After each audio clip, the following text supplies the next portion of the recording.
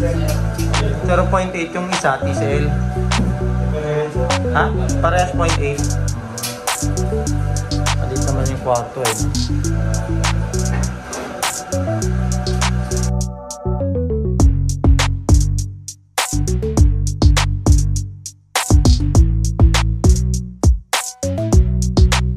Daikin na 0.8. Ano to yan? BBA ba to? D-Smart? D-Smart. Daikin D-Smart ang kinakabit natin dito. So, dalawang aircon ang kinakabit nito dito. Dito lang sa Pag-dry, Antipolo. Kapitbahay lang ng opisina namin. Ayan, sige Raven, ayan. Nag-ano siya, gagawa siya ng lumpia, tawag nila. Pero lumpiang pambalot. Ayan.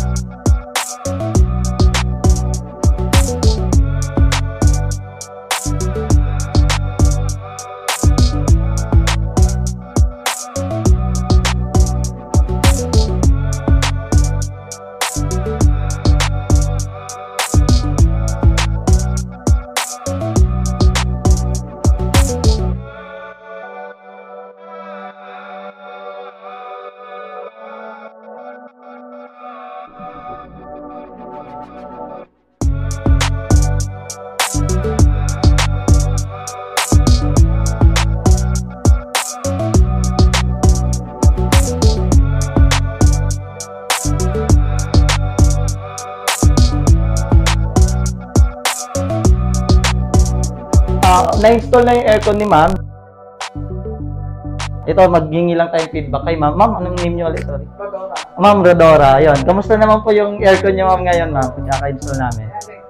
Pulido. Pulido naman ma'am, no? Mula sa wiring, tapos sa lamig ng aircon, pulido siya, no? Pati yung mga natin doon, minasilya. Yes ma'am, maganda po yan ma'am. Japan made po yan, Japan quality po yan ma'am. So ma'am, ito ma'am, maganda naman ang pagkakagawa, no ma'am.